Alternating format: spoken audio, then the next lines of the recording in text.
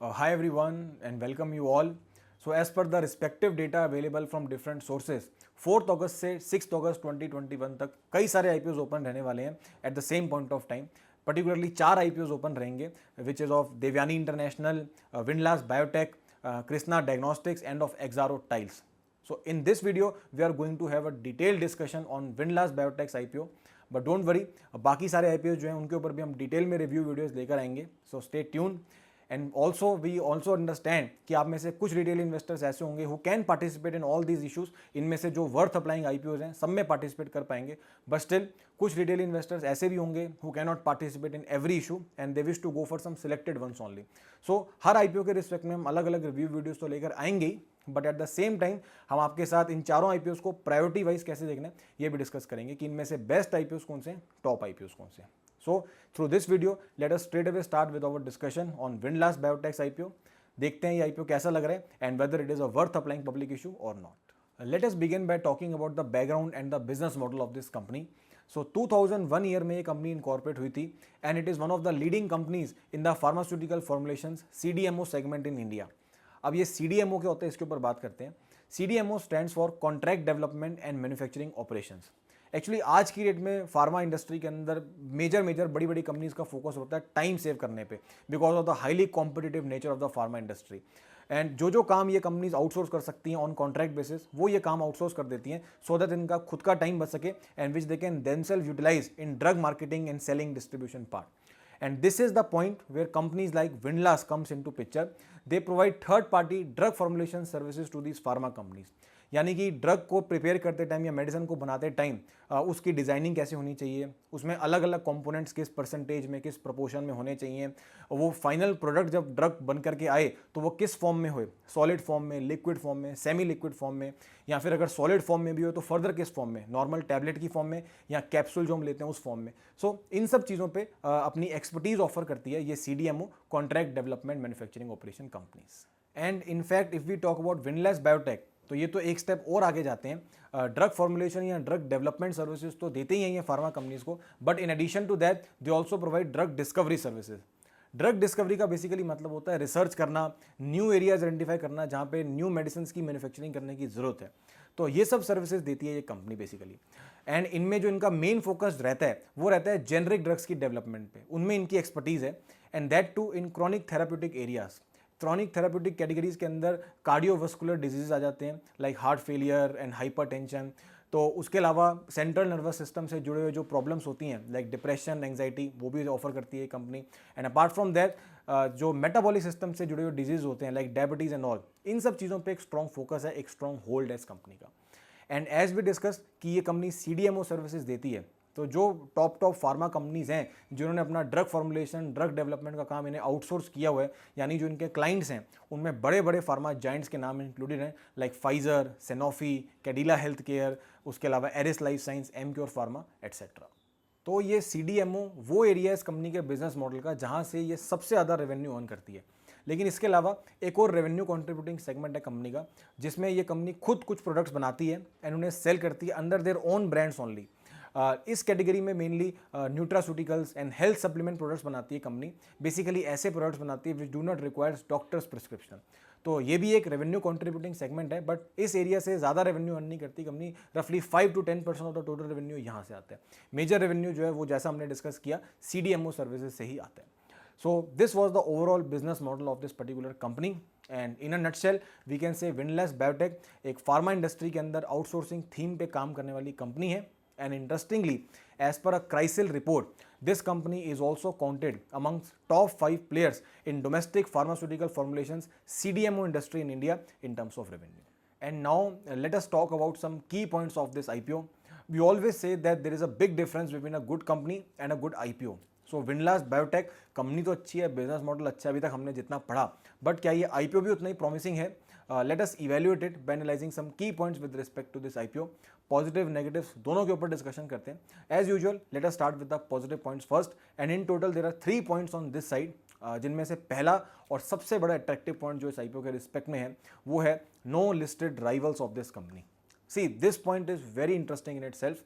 हम ऐसा नहीं कह रहे कि अगर एक कंपनी के लिस्टेड राइवल्स ऑलरेडी हैं, लिस्टेड पीयर्स मार्केट के अंदर अवेलेबल हैं तो वो IPO खराब हो गया. बट इसको इस तरीके से समझना चाहिए कि अगर वो company first of its kind है, उसका कोई लिस्टेड राइवल है ही नहीं, तो then it becomes definitely a positive point for that particular IPO. First of its kind company जब लिस्ट होती है तो नेचुरली एक बज रहता है इन्वेस्टर्स को भी, और एक सेंटिमेंट्स होते हैं, एक्सपेक्टेशंस होते हैं। तो विंडलास की बात करें तो अनलिस्टेड स्पेस में भले ही इनके कुछ राइवल्स हैं, बट लिस्टेड स्पेस में they don't have any rivals. हाँ, last week Glenmark life sciences का एक आईपीओ आया था, तो ग्लेनमार्क लाइफ साइंस का एक थोड़ा सा बिजनेस एलिमेंट है जो सीडीएमओ के एंगल से जुड़ा हुआ है, but still we cannot compare it neck to neck, because Glenmark Life Science खुद ही अभी रिसेंटली आईपीओ लेकर आई है, अभी तक लिस्ट भी नहीं हुई है। सो दैट्स वाई वो कंपेरिजन भी अनफेयर है। So from that angle this becomes the first encouraging point with respect to Windlas IPO कि इनका कोई लिस्टेड राइवल नहीं है। Second positive point with respect to this IPO is also very important, और जिस पे हम हमेशा बहुत ज़्यादा इंफोसाइज करते हैं, which is strong and experience promoter background. जो लोग बिजनेस चला रहे हैं, उसको मैनेज कर रहे हैं, अगर उन्हीं का ट्रैक रिकॉर्ड, उनका बिजनेस एक्सपीरियंस काफ़ी सालों का हो, तो naturally it gives a boost to the investors, उनका कॉन्फिडेंस बढ़ता है अपनी इन्वेस्टमेंट करते time. And so is the case with Windlas Biotech also. अगर इस कंपनी के प्रमोटर बैकग्राउंड में जाएं तो बहुत सारे मेंबर्स हैं विंडलास फैमिली के ही। To name some of them, mister Ashok Kumar Windlas, mister Hitesh Windlas and mister Manoj Kumar Windlas, they are the promoters of this company. Specially अगर हम मिस्टर अशोक कुमार विंडलास की बात करें, so he has more than 20 years of experience in this pharma and business industry. तो naturally अपने आप में एक अप्रिशिएबल एक्सपीरियंस है, और ये पॉजिटिव पॉइंट जरूर रह सकता है इस आईपीओ के लिए, जिसका बेनिफिट इस आईपीओ को जरूर मिलेगा। Third and last point on this side is the overall outlook for the CDMO market.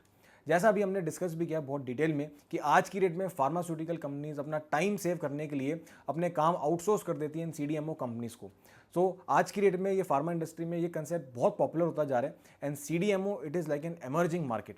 बहुत तेज़ ग्रोथ दिखा रहा है ये मार्केट, एंड एक्सपेक्टेशंस हैं कि आने वाले टाइम में भी बहुत सॉलिड ग्रोथ दिखेगी इसके अंदर। सो ये एक पॉजिटिव पॉइंट जरूर रह सकता है इस आईपीओ के लिए भी, क्योंकि एक बहुत स्ट्रॉन्ग ग्रोथ आने वाले टाइम में दिखती है। एंड विंडलास की बात करें पर्टिकुलरली, तो इनके लिए पास तो एक और एडिड एडवांटेज है, क्योंकि ये तो डील ही मेनली लाइफस्टाइल रिलेटेड प्रॉब्लम से करते हैं, जो हमने डिस्कस भी करी, like diabetes, high blood pressure, depression, anxiety and all. So ये सब प्रॉब्लम्स अनफॉर्चुनेटली आज के स्ट्रेसफुल लाइफस्टाइल की वजह से बहुत कॉमन होती जा रही हैं, एंड इन सब प्रॉब्लम्स में यूज़ होने वाली मेडिसिन की डिमांड भी आने वाले टाइम में बहुत ग्रोथ होती हुई दिखती है।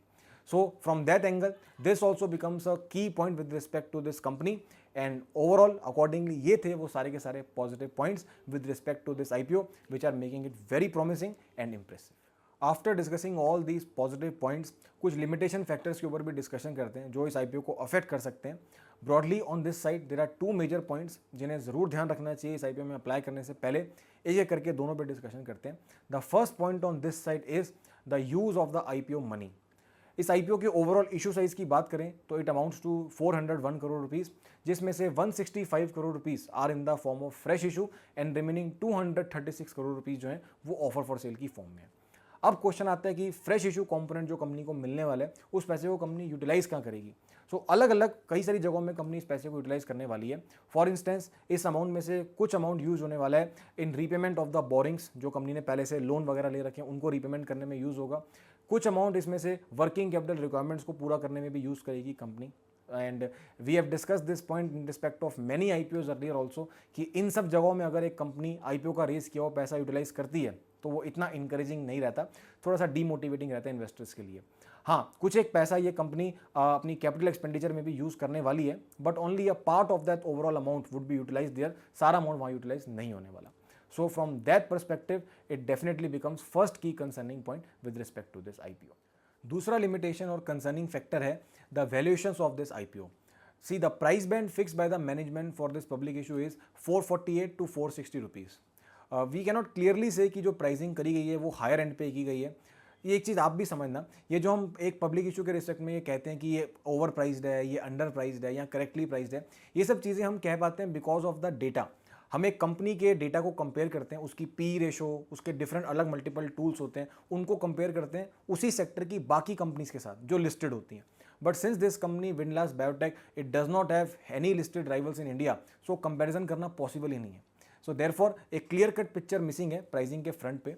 बट स्टिल अगर हम प्राइमा फेसी मतलब पहली नज़र में देखें तो थोड़ा सा ओवर प्राइस आईपीओ लग रहा है। ये हम इसलिए कह पा रहे हैं क्योंकि अगर हम इस कंपनी की पी को ओवरऑल मार्केट की पी के साथ कंपेयर करके देखें तब ये डेटा पता लगता है।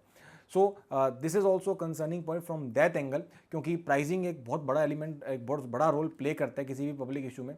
कितने लिस्टिंग गेंस मिलेंगे, उनकी परसेंटेज कितनी होगी, वो मेजरली इसी पॉइंट के ऊपर डिपेंडेंट रहता है। सो देयरफॉर ये भी एक कंसर्निंग पॉइंट है and this factor also can not be ignored.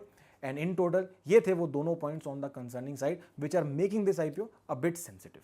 And now comes the final question कि इन सारे पॉइंट्स के ऊपर डिटेल में डिस्कशन करने के बाद, सारे प्रॉज एंड कॉन्स का कंपैरिजन करने के बाद, if we are to decide that how is this particular IPO looking and whether we should apply in it और not, so unquestionably it becomes an IPO worth applying.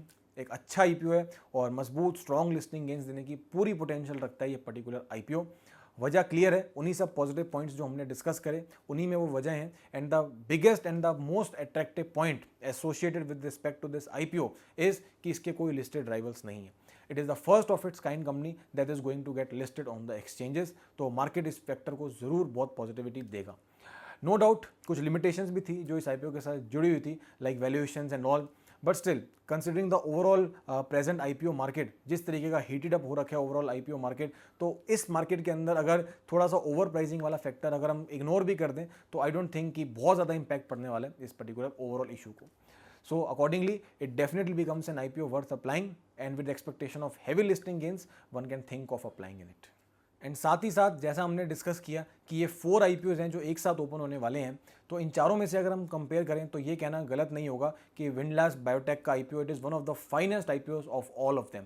तो इसको अपनी top priority list में आपको ज़रूर रखना चाहिए। हाँ, नो डाउट अभी बाकी IPOs के रिस्पेक्ट में भी हम अपने इस यूट्यूब चैनल पे वीडियोस अपलोड करेंगे, तो उनको देखने से आपको और बेटर क्लैरिटी मिलेगी with respect to all the IPOs, उनकी रैंकिंग्स, उनकी प्रायोरिटी के रिस्पेक्ट में।